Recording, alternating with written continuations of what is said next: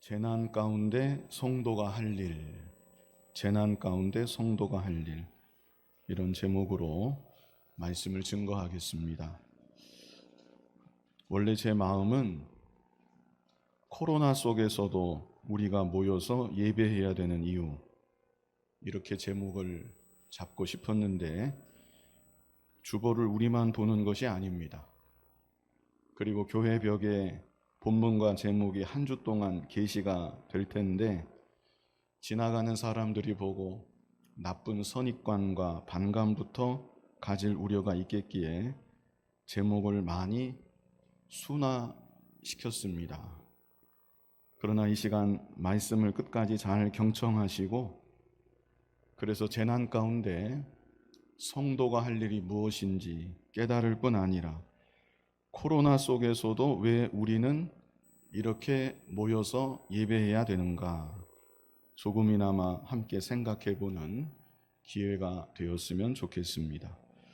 오늘 본문은 솔로몬 왕이 성전을 건축하고 봉헌한 이후에 하나님께서 솔로몬 왕에게 직접 주셨던 말씀입니다. 이 말씀을 근거로 재난 가운데 성도가 할 일, 첫 번째는 재난은 하나님께서 주신 것임을 알아야 된다는 것입니다. 재난은 하나님께서 주셨다, 이것을 알아야 합니다. 본문 12절로 13절을 보면 밤에 여호와께서 솔로몬에게 나타나사 그에게 이르시되 내가 이미 내 기도를 듣고 이곳을 택하여 내게 제사하는 성전을 삼았으니 혹 내가 하늘을 닫고 비를 내리지 아니하거나 혹 메뚜기들에게 토산을 먹게 하거나 혹 전염병이 내 백성 가운데 유행하게 할 때에, 몇 가지 재난들의 대표적인 예를 말씀했습니다. 비가 오지 않는 경우, 메뚜기 떼가 땅을 덮쳐서 땅의 소산을 먹어버리는 경우, 마지막은 전염병이 유행하는 경우. 그런데 중요한 것은 이런 재난들을 열거하면서 13절 제일 앞에 혹 내가, 주어가 하나님이시라는 사실입니다. 그래서 하늘에서 비가 오지 않는 것, 메뚜기 떼가 날아와서 곡물을 다 먹어버리는 것, 지금처럼 전염병이 유행하고 확산되는 것, 이 모든 것이 그냥 일어나는 일이 결코 아니라는 것입니다. 이 모든 재난들을 일으키시는 분, 이 모든 재난들을 주관하시는 분은 하나님이시라는 사실입니다. 우리가 잘 아는 구절, 마태복음 10장 29절에는 참새 2마리가 한 아사리온에 팔리지 않느냐, 그러나 너희 아버지께서 허락하지 아니하시면 그 하나도 땅에 떨어지지 아니하리라.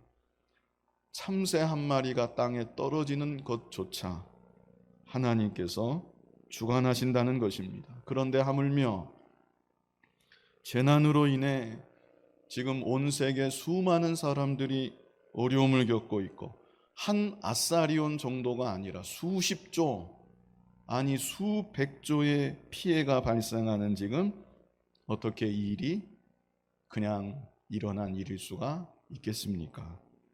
또 한 구절, 중요한 구절이 있는데 이사야 45장 7절입니다. 나는 빛도 짓고 어둠도 창조하며 나는 평안도 짓고 환난도 창조하나니 나는 여호와라, 이 모든 일들을 행하는 자니라 하였노라.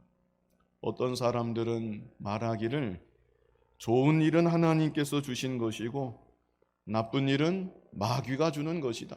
가령 병에 걸렸다, 이것은 마귀가 준 것이다, 이렇게 생각하는 사람이 있는데 그것은 성경적인 생각이 아닙니다. 나는 빛도 짓고 어둠도 창조하며 나는 평안도 짓고 환난도 창조하나니, 좋은 일이든 나쁜 일이든 복이든 화든 그 모든 일들은 다 하나님께서 주셨다는 것입니다. 이 세상에, 이 우주에 하나님의 허락 없이 하나님 주권밖에 되어지는 일은 단 한 가지도 없는 것입니다. 그러므로 우리는 재난을 만났을 때 이 재난은 하나님께서 주신 것이다. 가장 먼저 이렇게 생각하고 고백해야 합니다. 이때 한 가지 주의할 점이 있습니다. 무엇을 주의해야 되는가? 재난의 피해를 직접적으로 당하는 당사자를 바라볼 때 저 사람이 죄를 많이 지어서 저런 고생을 당하는구나, 저렇게 심판을 받는구나, 이렇게 생각하면 안 된다는 것입니다.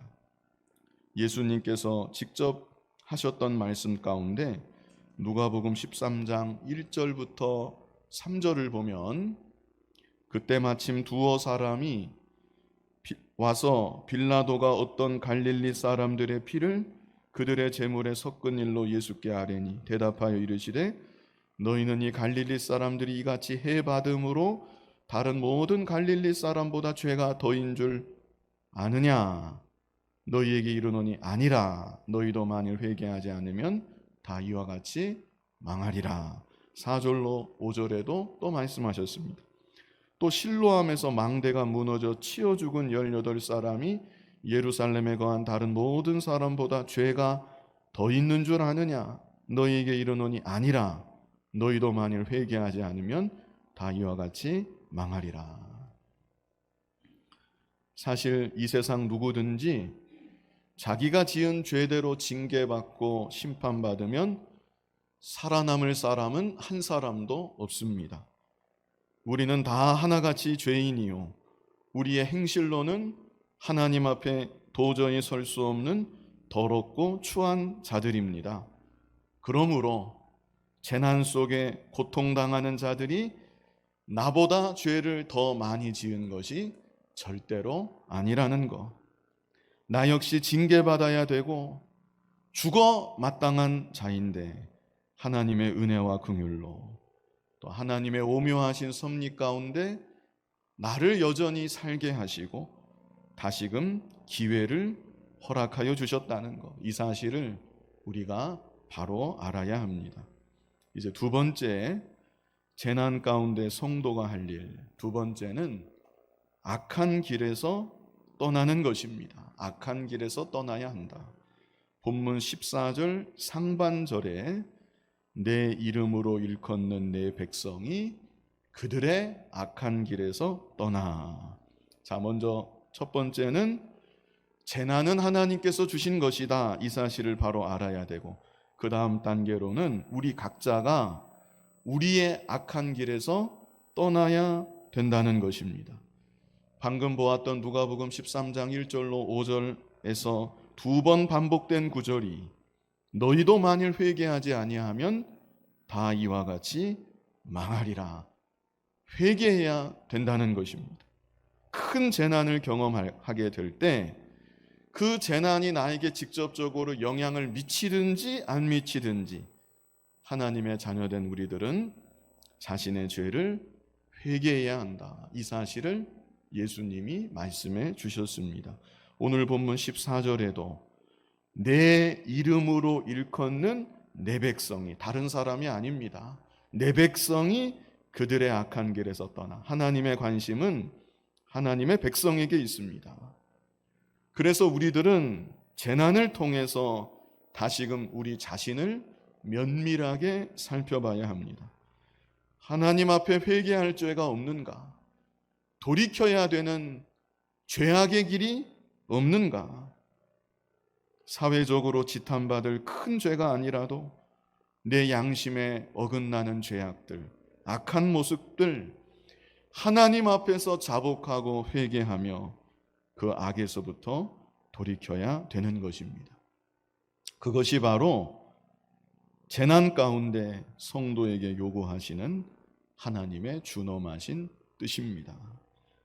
그래서 성도들은 개인적인 고난을 통해, 그뿐 아니라 국가적인 재난, 심지어 범세계적인 재난을 통해서도 자신들의 죄를 찾아서 자신들의 죄를 자복하고 회개하는 것이고, 그래서 이 땅을 살아가는 동안 점점 더 정금 같은 믿음으로 단련이 되고 만들어져 나아가게 되는 것입니다.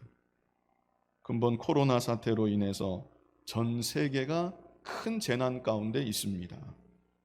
지금 이탈리아의 경우는 하루에만 사망자가 1,000명에 육박하고 있고 의료 체계가 거의 붕괴 직전에 있다고 합니다.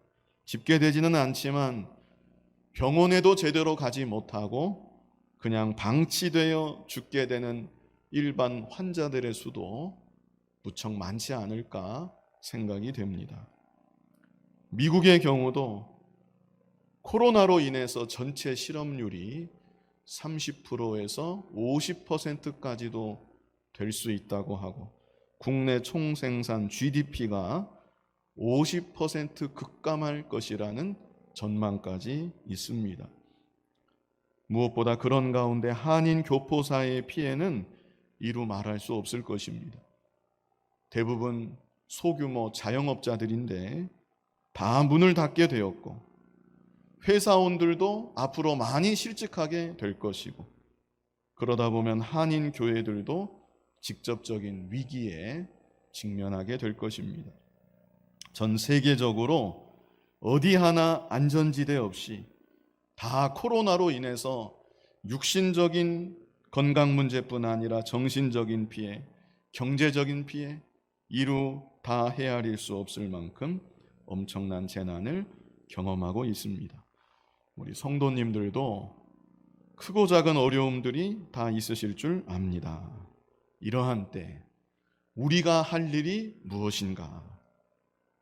하나님 앞에서 우리 자신을 다시금 돌아보며 자복하고 회개하는 것입니다.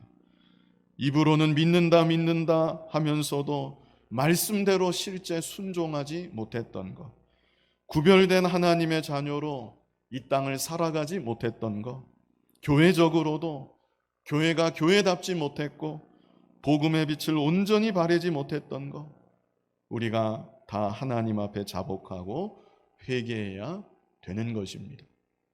시편 51편 17절에 하나님께서 구하시는 제사는 상한 심령이라 하나님이여 상하고 통회하는 마음을 주께서 멸시하지 아니하시리이다.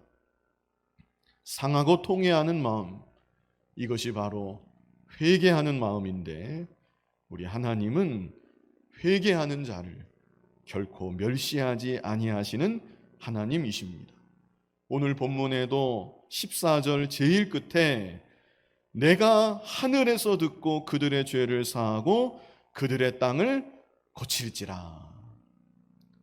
물론 아직 세 번째가 남아있지만 하나님께서 재난을 주셨음을 알고 재난 가운데 자복하고 회개하면 하나님께서 그 기도를 들어주시고 우리의 죄를 사하여 주시고 우리의 땅을 고쳐주시겠다고 약속하여 주신 것입니다.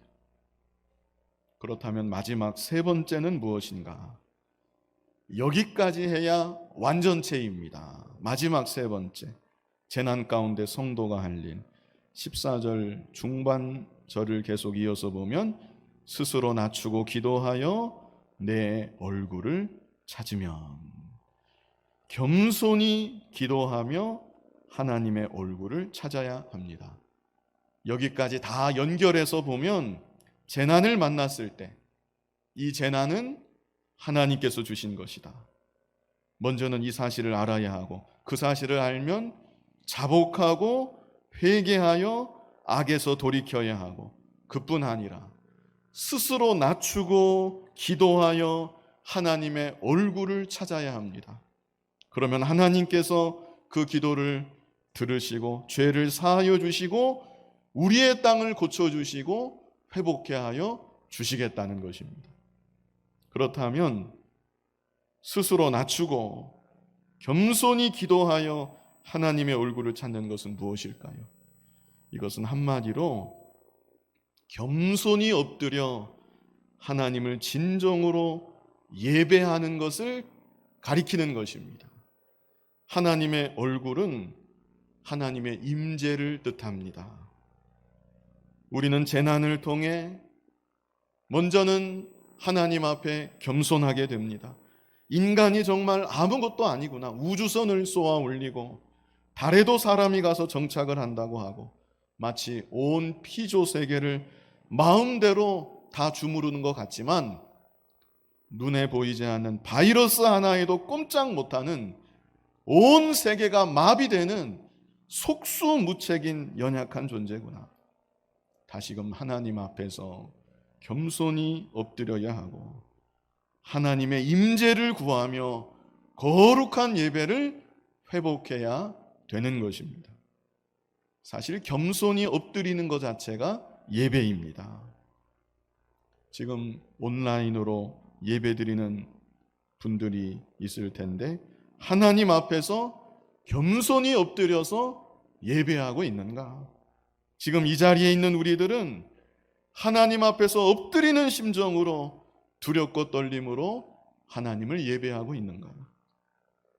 우리는 이 시간 하나님 앞에서 겸손히 엎드려야 합니다. 그리고 그뿐 아니라 하나님의 얼굴을 찾아야 합니다. 하나님, 이곳에 함께하여 주옵소서. 하나님의 은혜가 아니면, 하나님의 돌보심이 아니면 우리는 아무것도 할 수 없는 연약한 존재입니다. 하나님, 이제 드리는 우리의 예배를 기쁘게 받아주시고 우리를 불쌍히 여겨 주시옵소서. 이런 중심으로 하나님을 예배해야 된다는 것입니다. 그러면 하나님께서 그 예배를 기뻐 받으시고 예배 가운데 기도를 들어주시사 우리의 죄를 사하여 주시고 이 땅을 고쳐 주신다는 것입니다. 본문 15절에도 이제 이곳에서 하는 기도에 내가 눈을 들고 귀를 기울이리니 이는 내가 이미 이 성전을 택하고 거룩하게 하여 내 이름을 여기에 영원히 있게 하였음이라. 내 눈과 내 마음이 항상 여기에 있으리라. 그래서 더 간단히 말씀드리면, 재난 가운데 성도가 할 일, 최종적인 귀결은 거룩한 예배를 회복하는 것입니다. 그동안 우리의 예배가 하나님 앞에 바로 되지 못했구나. 하나님을 기쁘시게 하고 오직 하나님께만 영광 돌리는 거룩한 예배가 아니라 사람을 기쁘게 하는 예배가 아니었는가? 그래서 하나님이 진노하시고 이 땅을 심판하시는 것이 아니겠는가? 우리 모두 돌아보고 이제는 겸손히 엎드려 기도하며 하나님의 얼굴을 찾는, 하나님의 임재가 있는 참 예배를 회복해야 되는 것입니다. 십계명을 보면 1계명부터 4계명이 하나님께 대한 계명입니다. 그런데 1계명부터 4계명은 전부가 다 예배와 밀접한 관련이 있습니다. 먼저 1계명은 너는 나 외에는 다른 신들을 내게 두지 말라. 이것은 예배의 대상을 규정하는 것입니다. 우리의 예배의 대상은 유일하신 참 하나님, 오직 한 분뿐이라는 것입니다. 우리는 하나님 외에 그 다른 어떤 대상도 예배하면 안 되는 것입니다. 그리고 2계명은 조금 긴데요, 간단히 말하면 우상을 만들지 말고 섬기지 말라는 것입니다. 이것은 예배의 방법입니다. 눈에 보이지 않는 하나님을 눈에 보이도록 형상화시켜서 예배하면 안 된다는 것입니다. 육신의 감각으로 감각되지 않는 하나님을 육신의 감정으로 느껴보려고 과거 이스라엘 백성들이 금송아지 앞에서 열광적으로 기뻐하며 뛰놀았듯이 그런 방법으로 하나님을 예배하면 안 된다는 것입니다. 우리는 영으로 계신 하나님을 영과 진리로 예배해야 됩니다. 제3계명은 너는 내 하나님 여호와의 이름을 망령되이 일컫지 말라. 이것은 예배의 태도입니다. 우리는 하나님을 예배할 때 지존하신 하나님을 지극히 경외하는 마음으로 예배해야 됩니다. 예배는 축제다, 이런 말을 들어보셨을 것입니다. 완전히 틀린 말은 아니지만 위험성이 다분한 말입니다. 구약이든 신약이든 우리가 죽어서 하늘에 올라가든 하나님을 예배함에 있어서 경외의 감정을 결코 잊어서는 안 되는 것입니다. 마지막 네 번째는 안식일을 기억하여 거룩하게 지키라. 이것은 예배의 날입니다. 예배의 날. 예배를 위하여서 특별히 구별된 날이 있다. 이것을 말해주고 있는 것입니다. 그래서 이렇게 1계명부터 4계명까지가 하나님께 대한 계명들인데 다 하나님을 예배하는 것과 밀접한 관련이 있습니다. 그만큼 예배는 하나님을 믿고 섬기는 우리에게 가장 중요한 것이고, 우리가 이 땅에 사는 날 동안 우리가 할 수 있는 가장 귀하고 가장 가치 있고 가장 복된 일인 것입니다. 과거 구약의 이스라엘 백성들, 하나님께서 그들을 애굽에서 건져내신 가장 중요한 목적도 예배였습니다. 이 땅에 하나님께 제사하는 예배 공동체를 만드는 것, 그것이 그들을 일찍이 선택하시고 그들을 애굽에서 건져내신 가장 중요한 목적이었던 것입니다. 출애굽기 8장 1절을 보면 여호와께서 모세에게 이르시되 너는 바로에게 가서 그에게 이르기를 여호와의 말씀에 내 백성을 보내라. 그들이 나를 섬길 것이니라. 섬긴다는 말이 영어로는 서비스, 예배를 뜻하는 것입니다. 출애굽기 9장 1절에도 여호와께서 모세에게 이르시되 바로에게 들어가서 그에게 이르라. 히브리 사람의 하나님 여호와께서 말씀하시기를 내 백성을 보내라. 그들이 나를 섬길 것이니라. 왜 하나님께서 애굽에 10가지 재앙을 내리시고 400년간 종살이했던 200만의 이스라엘을 그 가운데 건져내시고 홍해바다를 건너가게 하시고 40년 광야 생활을 통해 그들을 연단하셨는가? 온전한 예배 공동체를 이루시기 위함이었습니다. 그들이 약속의 땅, 가나안 땅에 정착한 이후 그들의 예배가 변질되었을 때 하나님만 섬기지 못하고 우상을 겸하여 섬기고 그들의 삶에 불의가 가득하여 그들이 드리는 예배가 형식적인 예배가 되었을 때 하나님께서는 그들을 징계하시고 심판하셨습니다. 하나님의 심판 중에 가장 무서운 심판이 무엇이었는가? 그것은 그들로 하여금 더 이상 하나님 앞에 모여서 함께 예배드리지 못하게 만드는 것이었습니다. 그래서 결국 예루살렘 성전을 다 회파하시고 바벨론 포로가 되어 끌려가게 하시고 그곳에서 성전을 그리워하게 하시고 회개하고 바로 서도록 다시금 온전한 예배 공동체로 회복되도록 하나님께서는 역사하셨던 것입니다. 신약시대 하나님은 예수 그리스도를 통해 주님의 몸된 교회를 세우시고 우리들을 세상 가운데 죄 가운데 불러서 하나님의 자녀로 삼아주시고 이 땅에 하나님을 예배하는 예배의 공동체, 그리고 그리스도를 증거하는 증인들의 공동체를 이루게 하여 주신 것입니다.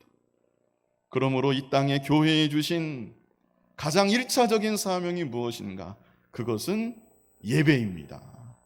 그리고 예배는 이 땅에 세워진 교회의 정체성이기도 한 것입니다. 그러므로 개인적으로나 교회적으로나 어떤 어려움과 시련이 있든지 박해가 있든지 우리는 하나님께 드리는 예배를 포기하거나 중단해서는 안 되는 것입니다. 과거 예루살렘 성전처럼 하나님께서 친히 이 땅에 있는 교회를 쓸어버리지 않는 이상 교회에게 예배는 숙명과 같습니다. 우리 마음대로, 우리 뜻대로, 세상의 요구대로 예배를 중단할 수 있는 권리가 우리들에게는 없다는 것입니다. 그렇다면 지금과 같은 전염병의 상황에서는 어떻게 해야 되겠습니까? 결론부터 말씀드리면 마찬가지인 것입니다. 하나님께서 여전히 교회와 함께하고 계심을 믿는다면 위험 부담이 있을지라도 하나님 앞에 간절히 기도하며 우리가 할 수 있는 최선을 다해 조심하는 가운데 하나님 앞에 모여서 예배하는 것이 옳은 일인 것입니다.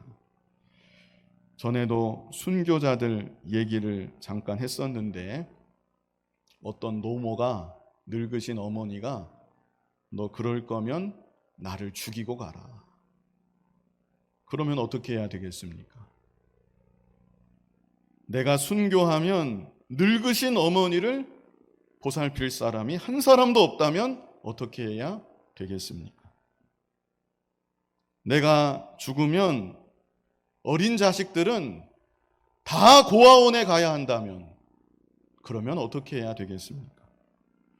제가 하고 싶은 말은 말씀 순종의 길이, 주님을 따라가는 길이 내 주변의 모든 사람들을 반드시 기쁘게 하는 길은 절대로 아니라는 것입니다. 순교자가 독선적인 사람이 아닙니다. 자기만 아는 이기적인 사람, 가족에 대해서는 생각지도 못하는 무책임한 사람이 결코 아닌 것입니다. 다만 하나님께서 가장 기뻐하시는 그 길을 걸어가기 위해서 모든 것을 뒤로 한 채 하나님께 다 맡기고 묵묵히 말씀 순종의 길을 홀로 걸어가는 것입니다. 순교자의 삶이 그러해야 된다면 교회는 더 말할 것도 없습니다. 물론 교회는 그 존재만으로도 이 세상의 빛과 소금입니다. 그러나 모든 상황과 조건 속에서 교회가 세상을 항상 기쁘게 할 수 있는 것은 절대로 아니라는 것입니다. 만약 그러기를 원한다면, 그리고 그쪽으로 아예 방향 설정을 한다면 세상은 그런 교회를 향해 분명히 박수를 칠 것입니다. 그러나 그런 교회는 세상에 속한 자선단체일 뿐 하나님께서 기뻐하시는 교회, 주님의 몸된 교회는 될 수가 없는 것입니다. 한 가지만 제가 더 말씀드리고 싶은 것은 사실은 지금 말씀드린 게 더 중요한 건데 이것 때문에 잊어버리지 않으셨으면 좋겠습니다. 한 가지 더 제가 더 말씀드리고 싶은 것은 지금 우리나라의 현 상황에 대한 것입니다. 여러분은 우리나라가 닥친 상황이 어떤 상황이라고 보십니까? 정말 교회들이 예배를 완전히 중단해야 될 정도의 그런 급박한 위기의 상황이라고 여러분은 그렇게 생각을 하십니까? 저는 도저히 그렇게 여겨지지가 않습니다. 지금 이 사회의 많은 부분이 거의 정상적으로 돌아가고 있습니다. 우리 성도님들 가운데는 수백 명 모여서 일하는 일터에서 매일같이 일하는 분들이 계십니다. 학교 공교육은 뒤로 미루는 가운데 있지만 어린이집에는 엄마들이 힘들다고 아이들을 맡겨서 여전히 아이들이 있습니다. 학원들이 수업을 계속하고 있고 PC방에는 청소년들이 모여 있습니다. 대중교통이 여전히 운행되고 있고 공장이 돌아가고 있고 구청 직원, 동사무소 직원, 은행 직원 다 출근해서 매일같이 일하고 있습니다. 저는 지난 주 중에 저녁이 되어서 이막동 일대를 한번 걸어서 둘러보았습니다. 식당마다 사람들이 물론 별로 없는 것도 있었지만 어떤 식당들은 테이블마다 사람들이 다 어울려서 술을 마시고 입을 벌려 대화 나누는 모습을 여러 차례 목격했습니다. 우리 일상의 삶이 위축된 면이 분명히 있지만 억지로 억압되는 것은 없이 상당 부분 계속 돌아가고 있다는 것입니다. 게다가 이 나라 정부와 산하 기관들이 하는 일을 한번 관심을 가지고 면밀히 보십시오. 제가 시간 관계상 두 가지만 말씀을 드리겠습니다. 지난 주일 3월 22일 한국민속촌에서 코로나 퇴치를 기원하는 기원 제사가 열렸습니다. 경기도에서 허락했고 4주 연속으로 열리도록 허락한 행사입니다. 직접 북치고 장구치고 제사 지내는 수십 명의 사람들 외에도 200명에 달하는 인파가 몰려와서 그 행사에 참여했다고 합니다. 또 한 가지는 6월 12일부터 13일 서울시청 앞에서 동성애자들 퀴어 축제가 이미 승인이 났습니다. 그 다음 달에 예정되었던 도쿄 올림픽은 천문학적인 경제 손실을 감수하고도 연기되는 이 판국에 동성애자들 축제가 그렇게 중요하다고, 방역이 그렇게 중요하다고 떠들었던 이 나라 서울 한복판에서 승인이 떨어졌다는 것입니다. 그 큰 행사를 그날 갑자기 하겠습니까? 잘은 몰라도 한 달 전에, 아니면 2달 전에 사람들이 다 모여서 의논하고 얘기할 거 아니겠습니까? 그런데 이에 비하면 우리 교회는 정부기관의 권고사항에 따라 주중 모임들을 다 취소했고 보류했습니다. 일반 식당은 다 영업하고 구청 구내식당, 시청 구내식당 다 운영해도 우리는 일주일에 한 번 운영하는 교회 식당을 폐쇄했습니다. 주중 예배는 물론이고 주일에 모여 드리는 예배에도 이렇게 간격을 유지하고 마스크 쓰고 최대한 조심하면서 예배를 드리고 있습니다. 게다가 감기 기운이라도 있는 분들, 조금이라도 의심되는 분들, 몸이 약한 분들, 마음이 좀 불편한 분들, 행여라도 교회에 피해 줄 것 같은 분들 알아서 다 자가격리하고 있고 교회에서도 그러시기를 지금 권장하고 있는데, 여기서 더 나아가서 아예 예배를 중단한다, 교회 문을 닫아버린다, 그것은 교회가 하나님 앞에 심각한 직무유기다. 저는 그렇게 생각을 할 수밖에 없습니다. 불과 몇 주 전까지 정부 기관이 노골적으로 신방을 했습니다. 주일에 예배당 가지 말라고, 가정 예배 드리라고 일일이 문자로 신방을 했습니다. 교회에서는 오란 말도 안 하는데 경기도청이, 인천시청이, 계양구청이 번갈아 가면서 교회 가지 말라고, 그냥 집에서 가정 예배 드리라고 신방을 했습니다. 그래도 어제는 그렇게 노골적이지는 않았던 것 같습니다. 단체 행동을 삼가해 주세요. 최대한 집에 머물러 주세요. 이 정도로 보냈던 것 같은데 4.15 총선이 있기 때문에 그런 겁니다. 표를 의식해서 4.15 총선을 의식해서 그랬다, 그렇게 보여지고요. 총선이 끝나면 또 어떻게 돌변할지 알 수가 없습니다. 그러나 세상의 권세도 하나님이 주관하고 계시고 하나님께서 허락하시는 권세라는 것을 저는 분명히 믿습니다. 그러므로 제가 지금 뭘 어떻게 하자는 얘기가 아닙니다. 다만 이 나라, 이 민족이 하나님께서 계속해서 예배 드리는 민족 되기를, 마지막 때에 세상을 기쁘게 하는 교회, 세상이 자기 입맛에 맞는다고 박수 쳐주는 교회가 아니라 오직 하나님께만 영광 돌리고 예수 그리스도만을 증거하는 교회 되기를 간절히 소원하며 우리가 그렇게 기도하고 그 길을 향해서 나아가야 된다는 것입니다.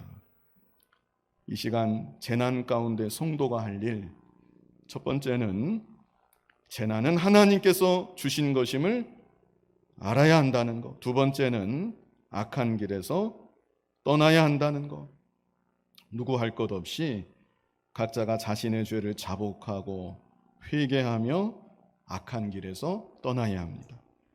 세 번째는 겸손히 기도하여 하나님의 얼굴을 찾아야 합니다. 이런 때일수록 예배에 더욱 힘쓰고 거룩한 예배, 하나님의 임재가 있는 예배를 회복하는 우리들이 되어야 하는 것입니다. 그리고 오늘 본문에는 나와 있지 않지만 재난 가운데 성도가 할 일, 나보다 더 어려운 자를 돌아볼 수 있어야 합니다. 하나님 앞에 바로 설 뿐 아니라 재난에 직접적인 피해를 입은 이웃들을 위해서 기도하고 나보다 더 어려운 사람들을 위해서 봉사하고 섬길 수 있는 우리 모두가 또한 되어야 하는 것입니다. 아무쪼록 우리에게 주신 사명을 잘 감당하고 교회에 주신 이 세상 그 무엇도 감당할 수 없는 가장 영광스러운 사명을 더욱 잘 감당해 나아가는 저와 여러분이 그리고 우리 교회가 될 수 있기를 간절히 바랍니다. 거룩하신 아버지 하나님, 재난 가운데 우리 자신의 죄를 찾아서 자복하고 회개하며 악에서 돌이키게 하여 주시고 이제는 하나님의 임재가 있는 거룩한 예배를 온전히 회복해 나아가는 우리들이 다 되게 하여 주옵소서. 예수님 이름으로 기도하옵나이다. 아멘.